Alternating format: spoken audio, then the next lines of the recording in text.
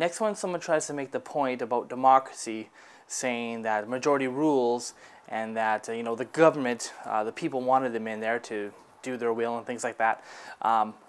Remember the numbers you're about to hear today. The federal election for Canada took place this past week.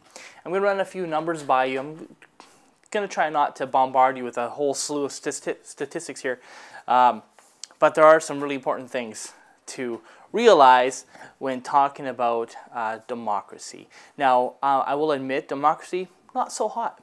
It's basically, if we're talking about majority rule, there's this nice little saying I like to use, which is majority rule means 2 wolves and a sheep deciding what's for supper. So you get the idea there. Majority rule is just, 51% of people imposing their will on 49% of people. I don't think that's great at all.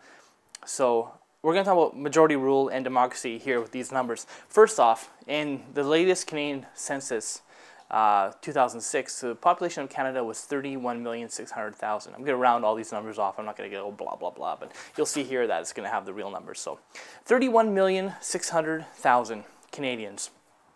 Now, registered voters in this last week's election, 23,400,000. The percentage of people that actually voted was 59.1%, 13,800,000 people actually voted. It's the lowest voter turnout ever in any Canadian federal election, ever. Now, people can talk about why they think that is. Maybe people think everything's fine and dandy, so they don't need to bother, or maybe they're apathetic. I know a lot of people that are apathetic, somewhat like myself, that just figure nothing's going to change anyway, so why bother? Why make the effort? But okay, so now we have these numbers here. What we're going to do is talk about the popular vote. The popular vote means, or the popular vote is, the actual number of people that voted for party A or B or C. I won't go into how it all works. You can always Google popular vote if you want to understand how it works compared to how many people actually get seats in Parliament. So we're just going to talk about popular vote, which are the number of individual people that voted for a particular party. In this past election, the Conservative Party got 37.63% of the popular vote, which translates to 5,200,000 people voted for the Conservatives.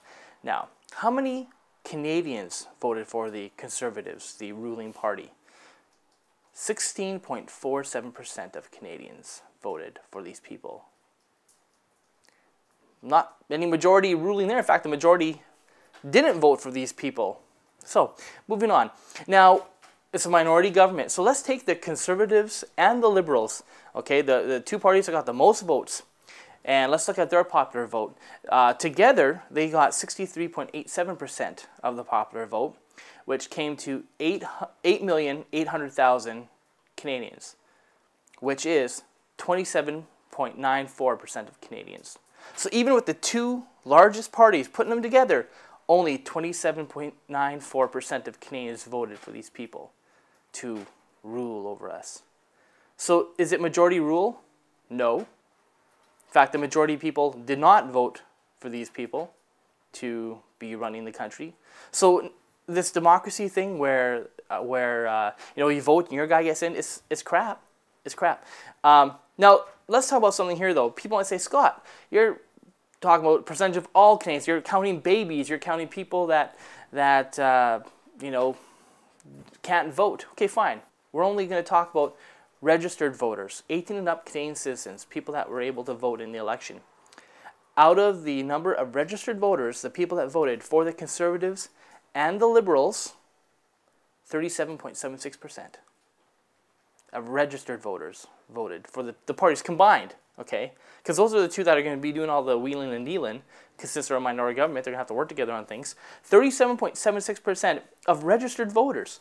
That means the majority didn't vote for them, but yet they're the ones running the country. Does that seem like so-called democracy to you? So just keep that in mind next time someone talks about democracy, majority rule, or how great the system is and how these people are voted in. The people wanted them. I didn't. A quick note on voting, how they talk about every vote counts. Well, let's be realistic. It doesn't. If you voted for a certain party and they didn't win in your riding, your vote was not counted. Who is your representative for that riding? You don't have one, because the one you wanted to didn't get in. So someone you didn't want is supposedly representing you. This whole concept of representation, by the way, is a total fairy tale. How can any person actually represent the needs or the needs and desires of a whole riding? Thousands of people. You get 10 people in a room. You get 10 libertarians in a room. You won't have them agreeing on everything. I go to meetings with other libertarians. We don't even agree on stuff amongst ourselves. So how can one person, so-called representative, accurately represent a group of people, thousands of people? You can't. It's impossible. It's a fairy tale. So let's start dealing with the real terms here, and let's start dealing with the way the world actually is, instead of this fantasy world where you elect somebody in and they represent your desires in Parliament and everything is wonderful and they save the country and create jobs and blah, blah, blah. It doesn't happen. So there you go.